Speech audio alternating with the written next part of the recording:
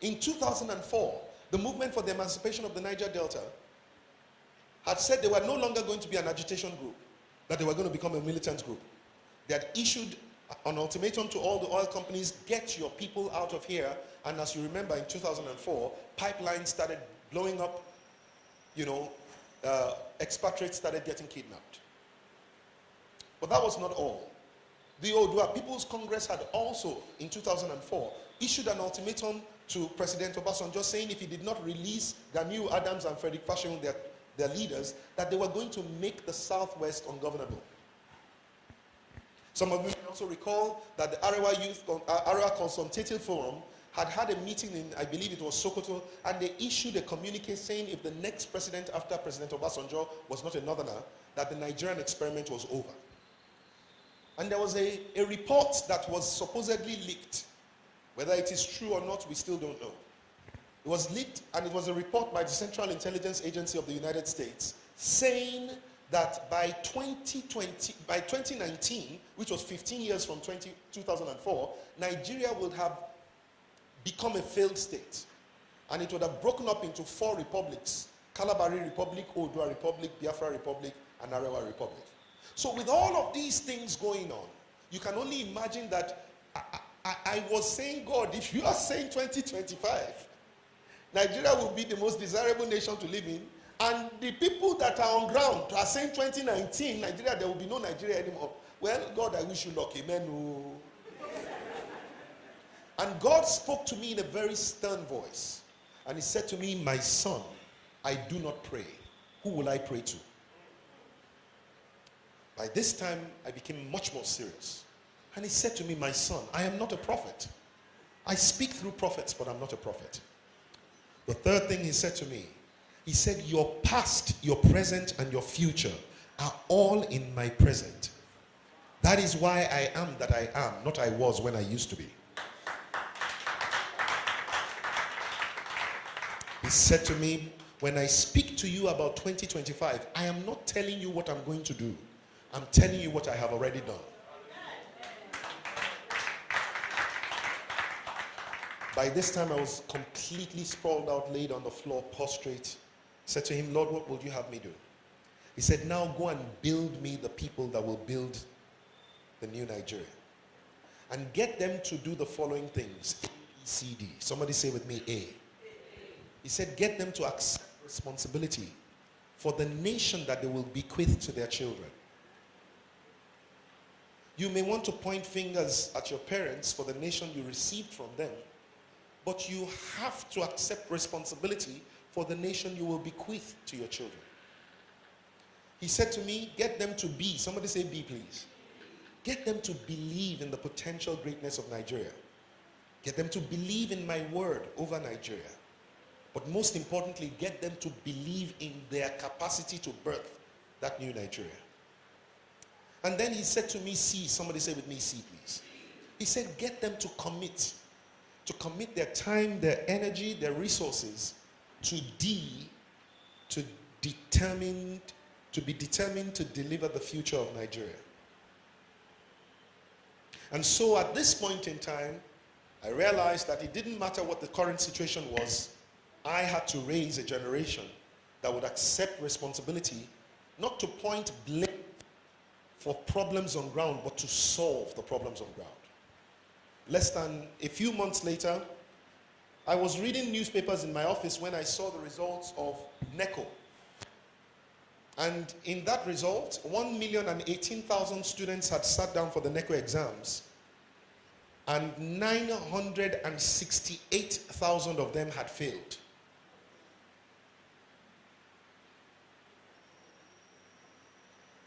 They didn't make 5 credits with a pass in English and maths.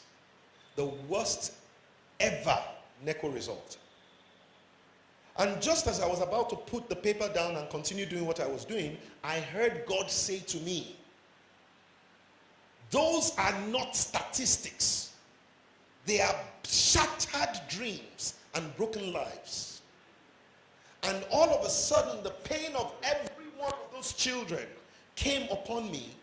And right there in my office, I sat down and I started to cry. And I was weeping so hard that the people in my office could not understand if I had heard bad news from my family members. I was inconsolable. And so, at one point in time, God said to me, now, arise. Why are you crying at a problem I have created you to solve? And I thought, how can I solve the education problem? What do I know about it? I don't know anything about education. I didn't study education in school. I didn't do anything. And God said to me, now go into your office. And ladies and gentlemen, God bears me witness. From that moment that I stepped into my office, I did not step out of that office for 3 days. And my eyes did not see sleep. And in those 3 days, God gave me a document and a strategy to revive academic excellence in our schools and educational institutions. And the title of the strategy was RAISE. Revive our academic excellence, A, in I, our schools, S, and educational institutions. In fact, when Dr. Mrs. Obi Ezekwesili got that document from one of her own technical advisors, she couldn't believe that it was literally written by one person. In fact, when she saw me sometime later in the United Kingdom, she asked me how many people had come together to write that thing. And I said to her, 2 people. She said, 2? Who and who? I said, myself and the Holy Spirit. And because she herself is a woman of God, she said, oh, that is one person too many. Because the Holy Spirit did not need you to do that. I don't know whether you get what I'm saying. That same year, God gave me a book. I started writing the book on the 26th of December, and I finished writing the book on the 6th of January. As with the last time, I also did not come out of my room except one day on the 30th of December. My wife came to see me where I was writing the book, but I would not leave the place. Luckily for me, there was an unsuited bathroom in my office. Otherwise, the Holy Spirit would have had to hold his nose. But everything that happened to me happened whilst the book was written. And when I was going to write the book, God would say to me, now I want you to, when he had told me I want you to write this book, I said to him, but I don't know how to write. He said, oh, so when you finish writing it, you will not call it your book. I said, no, Lord, how can I call it my book? I don't know how to write. And he said something to me. He blew a breath that was like an ice cold air around the frontal part of my head. And from the moment that thing hit me, I was hearing his voice dictate to me the contents of the book like you and I are talking about. So I only penned down the book. In fact, I remember one day my wife came in and she saw me crying. And she said to me, what's going on? I said, oh. And I told her the name of one of the characters of the book. I said, his father just died. She said to me, whose father died? It was at that moment I came back to myself because I was so engrossed in the penning of the book as he was dictating the book to me. The pain of each character. And so he wrote this book. It took me 9 months to get this book published. So from January 6, 2006 to September 6, 2006, I was working only on one book, perfecting and finishing the book. And then we sent for 500 copies to be printed. It cost me 964,000 naira to print 500 copies. And then finally they brought 501 copies for me. 1 copy extra was given to me by the publisher. Very wicked publisher, but let me just leave it here. Or the printer. And the Lord said to me, give every one out. I said, what? He said, give out every copy of the 500 books. And ladies and gentlemen, that's exactly what I had to do. I gave out every copy without charging 1 kobo for it. But once I now had 1 copy left, I kept 1 copy in my house and 1 copy in my office, at least to show what I had done for the year. So I was invited to Intercontinental Bank to have a meeting regarding what we normally do for them, customer service strategy. And when I got to Intercontinental, the lady who was there said to me, Fela, I heard that you have this amazing book that one of our staff or my colleagues said you gave her during a training a while ago. And she said that the book had not only transformed the results of her children, that you had transformed her most problematic child. And that the boy has become like an angel. How did you do it? I said, I didn't write the book. So I told her exactly what happened, how God. And then she said to me, please, I need one of the book. I said, I'm sorry, it has finished. And since we are giving out all 500, I didn't have money to reprint another one. Plus, I wasn't sure whether God, if I reprinted, God would not tell me to give it out. So I said it had finished. And immediately I said that, I heard the Holy Spirit say to me, you have one copy left. Remember, he had told me to give out all 500. I got 501. I kept one in my office. I kept one in my house. Meaning I had given 499. As soon as I heard you have one copy left, before I could even say anything, the lady said, do you not even have one copy left? Therefore, I knew I was in trouble. So I called the office. I said, please, can you bring the one copy that is in the office? Just give it to him. When she looked at the book, she said to me, oh my God, this is the kind of book we should be giving out to our students who have account with us. Not this one that we give them umbrella in the time of Harmattan. Those were her exact words. Then she asked me, how much is the book? Remember, I have not sold any, so I don't have a price. Instantly, I heard the Holy Spirit say to me, 2,500. So I said to her, 2,500. Remember, it cost me almost 2,000 to print it. I told you that the Holy Spirit directs in the way of profit. So he said 2,500. To my shock, the lady said only. I wanted to eye the Holy Spirit like.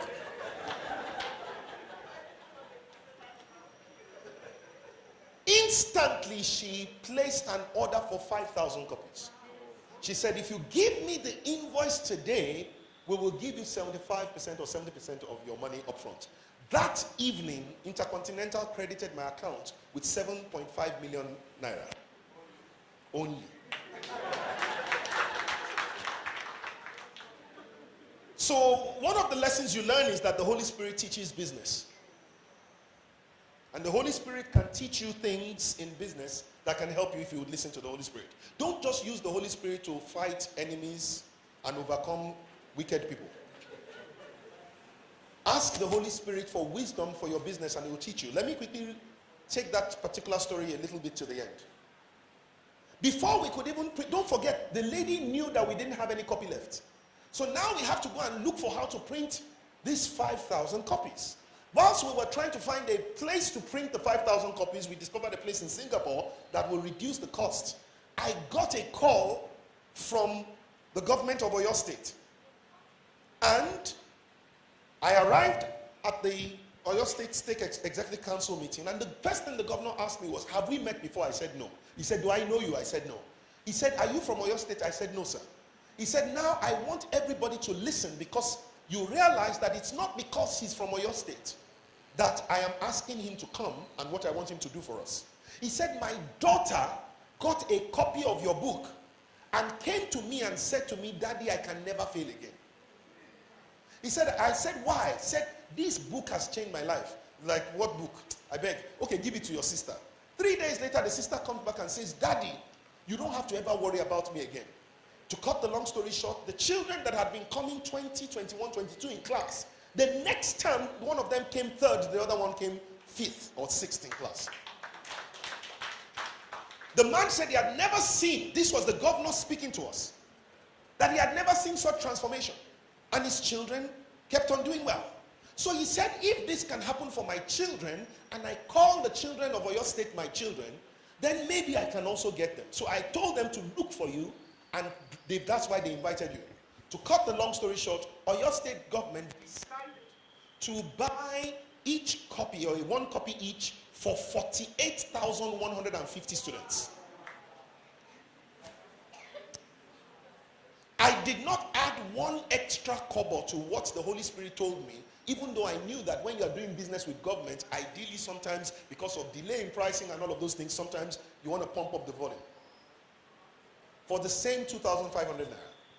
Before we could do that, Guarantee Trust Bank bought 1,000 copies, Fidelity Bank bought 1,000 copies, and all of those things. So we now had so many orders that, in fact, one of the orders, or your state orders, on the day it came was 125 million naira. And God told me to go and check for the exchange rate.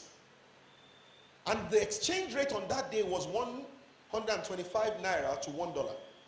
And so that was the first time in my life that I would actually experience $1 million. But the Holy Spirit has so taught me things in business that I have known things. I have been in places where I was giving examples. And after I finished speaking in a retreat, the CEO of the company came to meet me and said, "How did you know?" I said, "How did I know what?"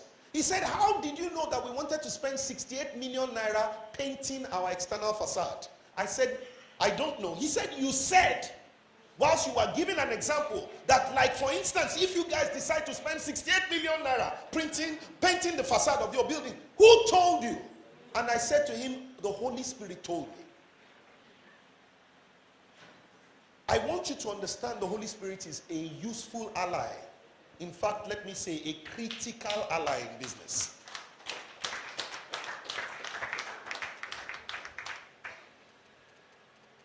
And so, the children that we trained took their exams in 2009. And ladies and gentlemen, prior to that set of exams being taken, Oyo State always performed around the 28th in the League of States in maths and 24 in English. But to the glory of God, and I say it again, to the glory of God, the children that we took, Oyo State children, came fourth in maths and third in English. Only after Ogun State and Anambra State. But that was not all. You didn't clap well, though. That was not all. To the glory of this our God, because of the values of leadership that were put in the book. Do you know that the Director General of the NECO, Professor Promise Opala, I think was his name at that time, wrote a letter to the governor of Oyo State through the Commissioner of Education, saying that the children of Oyo State had become the best performing in terms of best improved students, but that was not all. That they had the lowest cases of exam malpractice in the history of NECO. So not only did the children do significantly better, but they also did not cheat. This is what happens when the wisdom of God comes into the hearts of children. Since that time, quite a few other things have happened. But the most significant one was that the governor of Oyo State then decided that in 2010, that he did not want to yet do that particular, or 2010, that he wanted to see whether it was the book that really caused the difference. So the set that was going to take for 2010, the government did not do that intervention. They came 30th. The governor was the one who called us himself to tell us. I didn't know. They came 30th. He said to me, "Now I know that it was your book that made the difference." He said, "Now," so they went through what you call a supplementary budget, because they had already passed the budget for 2011. They did a supplementary budget to take care of all the children that were going to take the exams in 2011. But even though the government had now provided money for it, guess what? The governor said that he wanted to finish the elections before he ran the program. And so he put his elections over the lives of the children. And some of you know what happened. He didn't get re-elected. And he was not the only one who lost. 48 or 49 or 50,000 children, I don't know how many, also lost.